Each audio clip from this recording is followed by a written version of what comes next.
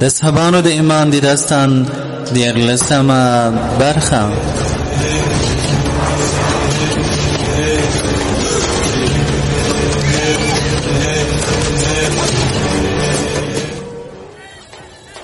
د اصحابانو د ایمان داستان. لیکوال حضرت امام الواقد الواقدی، ژباړن مولوی صدیق الله مشال، ویونکی سید جلال زاهد.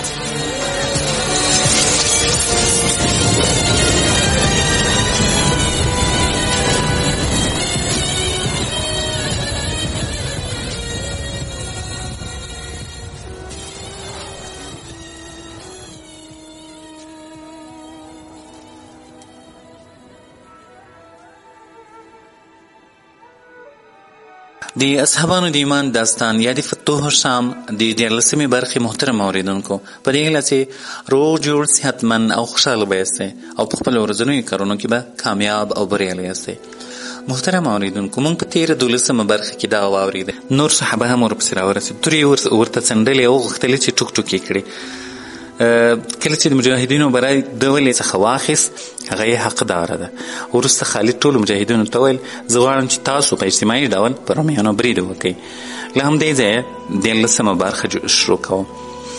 خالد رضی الله تعالی عنه ورته ویل زه غواړم چې تاسو په اجتماعي ډول پر رومیانو برید وکړئ، ځکه دوی د خپلو ملګرو ډېر خواخوږي دي. راوي وایي دوی د وردان سر واخیست، د رومیانو خواته ورغلل. خالد رضی الله تعالی عنه چې کله صفونو ته ورنږدې شو، نارې یې وکړې ای د خدای دښمنانو، دا ستاسې د امیر وردان سر ده. زه خالد بن ولید یم، زه د رسول الله ملګری یم. وروسته یې سر ور وغورځاوه او برید یې پرې وکړ. مسلمانانو یې هم مرسته وکړه. رومیانو چې د وردان سر ولید په تیښته سر شول او تر قرار یې فرار ته ترجیح ورکړه. د مسلمانانو سپرو جنګیالیانو له سهاره تر ماښامه په دوی پسې ووتو او تورې یې پکې وچلولې. امیر بن طفیل وایي زه له ابو عبیده سره وم او د رومیانو مات شوي عسکر مو د غزه ته تر لارې تعقیبول چې نور سپارو پر مخه راغلل.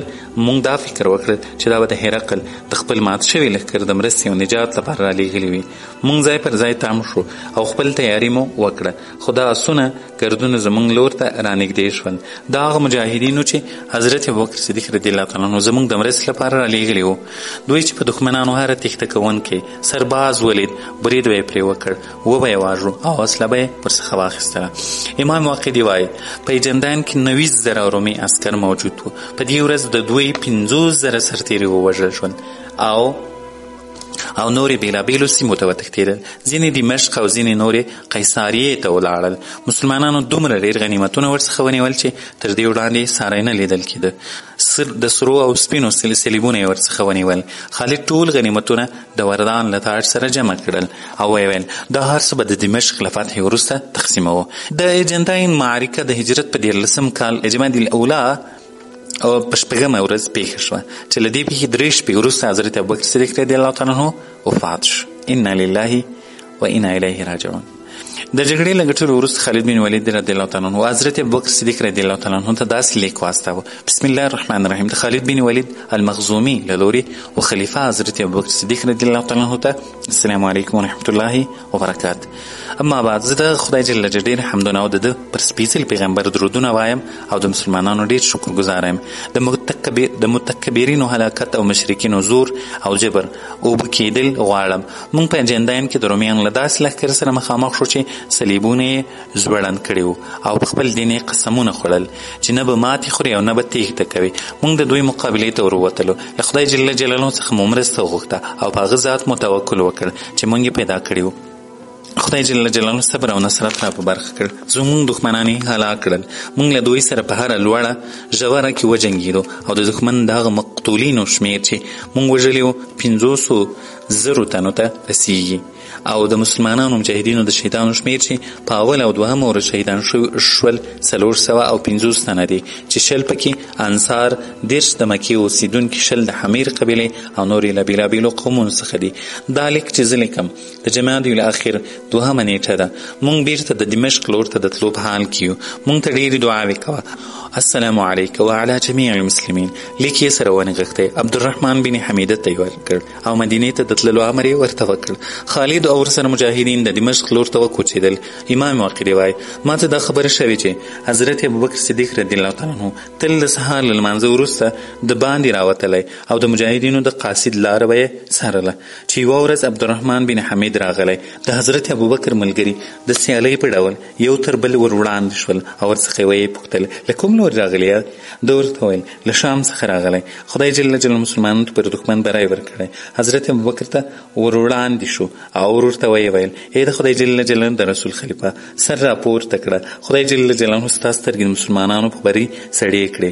ابوبکر سر راپورته کړل لیک یې په خفیه توګه ولوست چې په مضمون یې پوه شو. وروسته یې مسلمانانو ته په ښکاره ډول ووایه. خلکو ګڼه ګوڼه جوړه کړه تر څو د لیک مضمون واوري. د لیک ته رارسېدلو خبر په مدینه کې خپور شو. خلک له هر لوري په منډه منډه راغلل. حضرت ابوبکر لیک دوهم ځل ورته ووایه. خلکو د لیک په مضمون د مکې، حجاز او یمن خلک خبر کړل چې خدای جل جلاله د دوی په لاسونو کومې سیمې فتح کړي وې او په هغه مالونو خبر شول چې د دوی لاس ته ورغلي ول. دوی په سیالۍ سره شام ته په تللو کې بیړه کوله.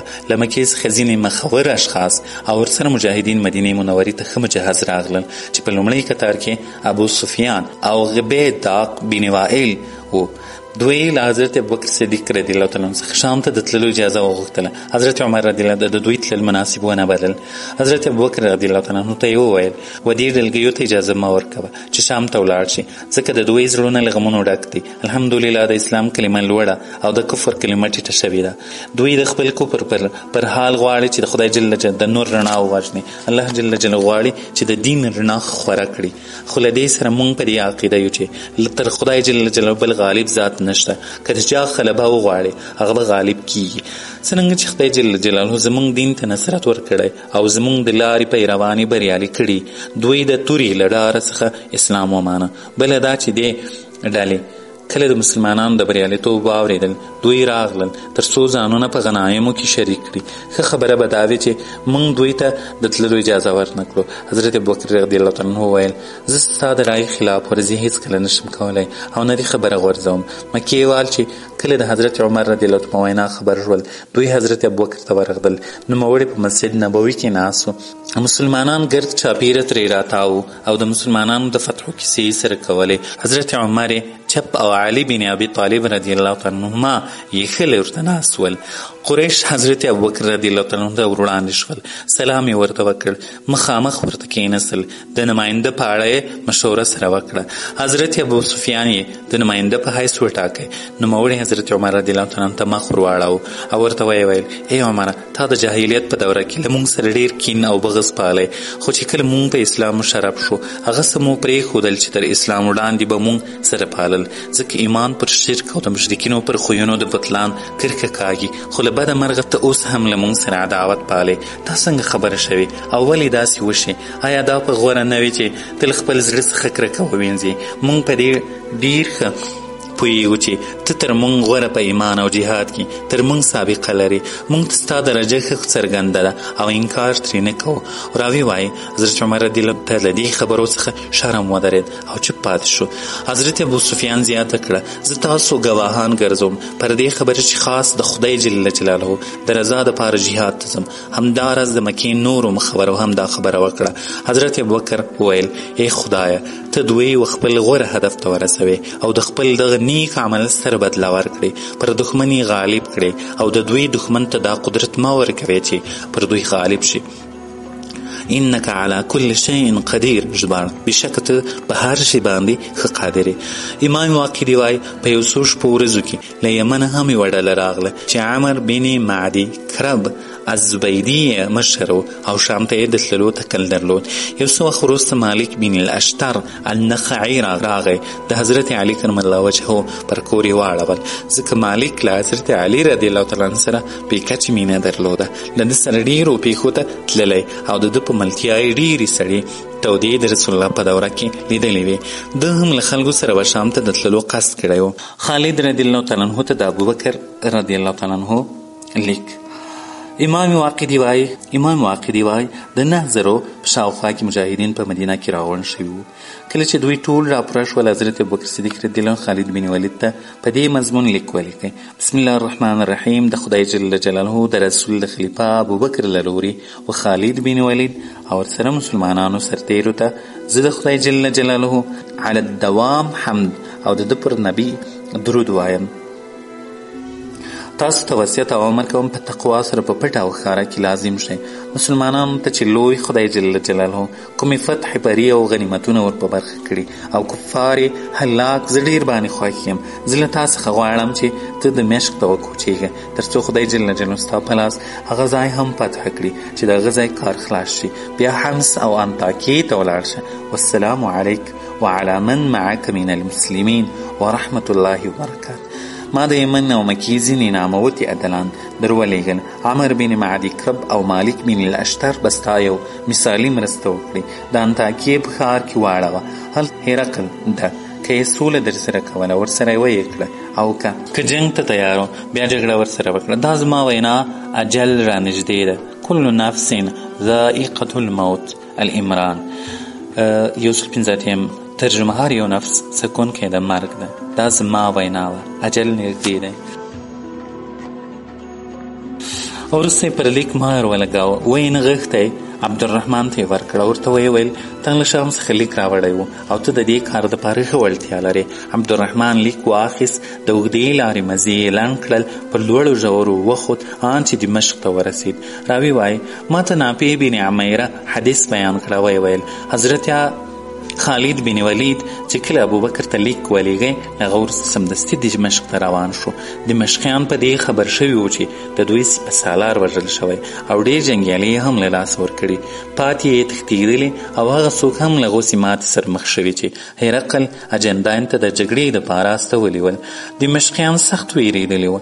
د دمشق پوج مستحکمې کلا ته ننوتي وو او د ډېرو شپو ورځو انتظام یې کړی وو. تورې یې له تیکو ایستلې وې، ډالونه یې په لاسو صلیبونه او بیرغونه یې پورته کړي وو.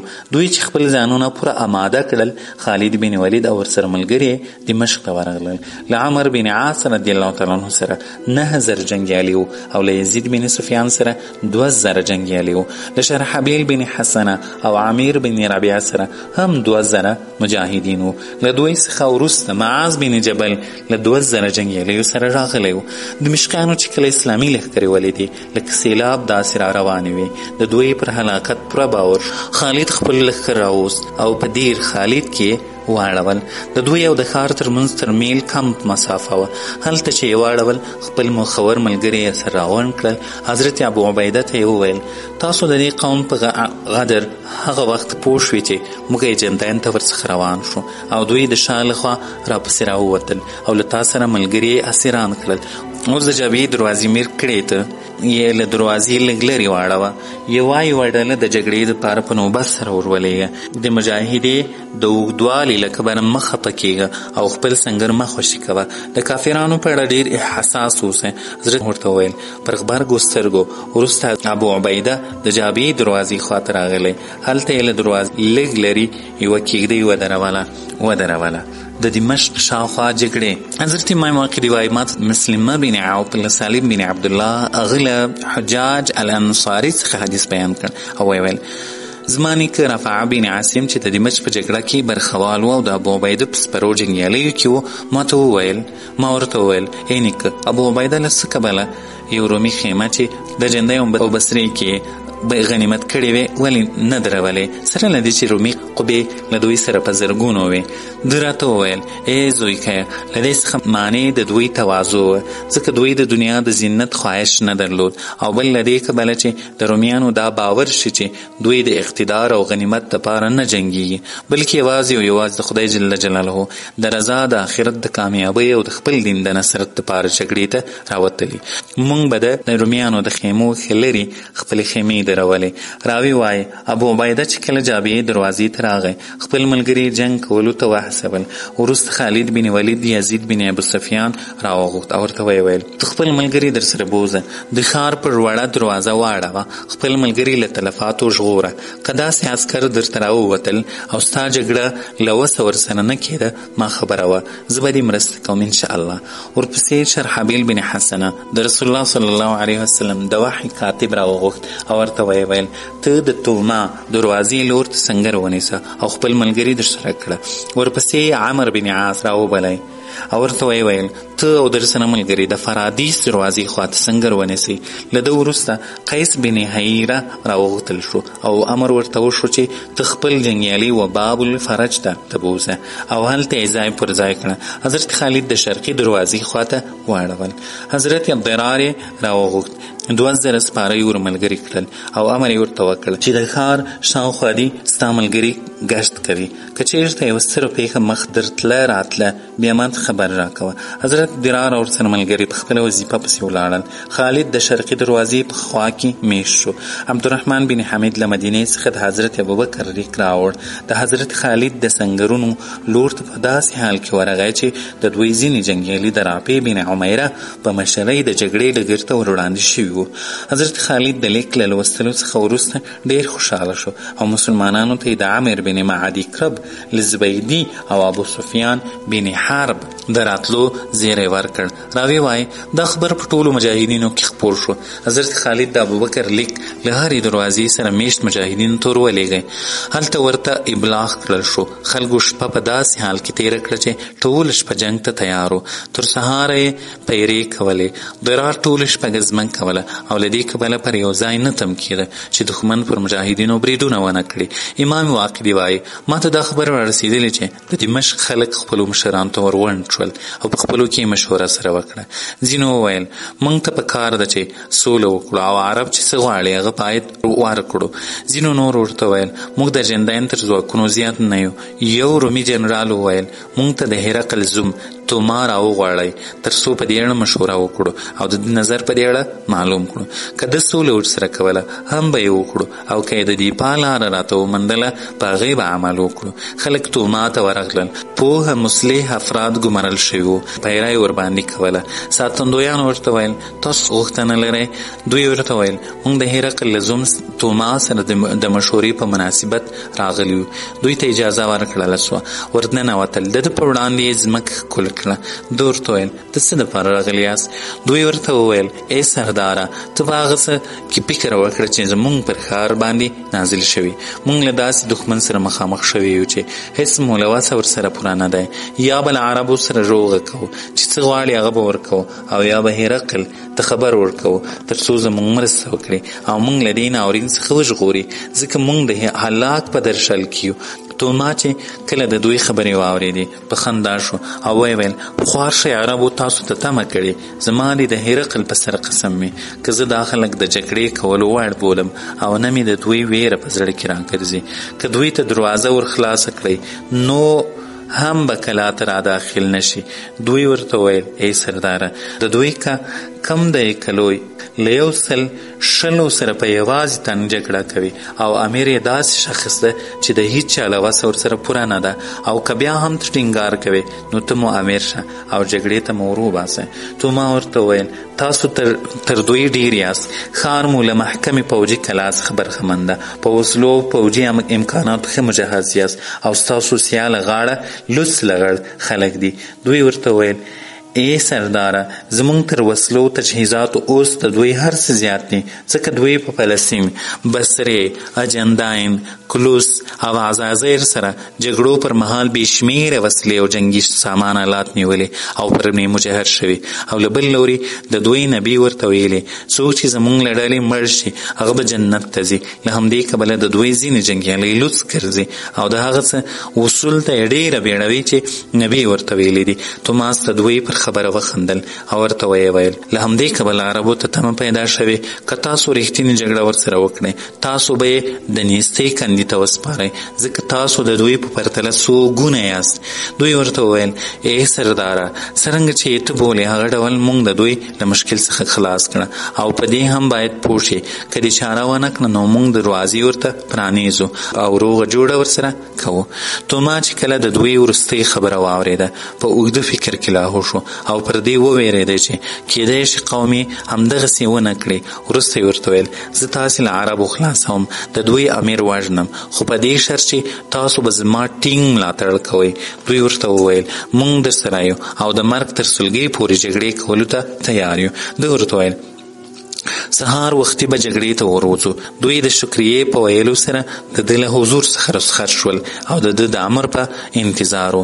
دوی شپه په قلا کې دننه تېره کړه او د رسول الله صلی الله علیه وسلم ملګري په خپلو زنګرونو کې ځای پر ځای وو.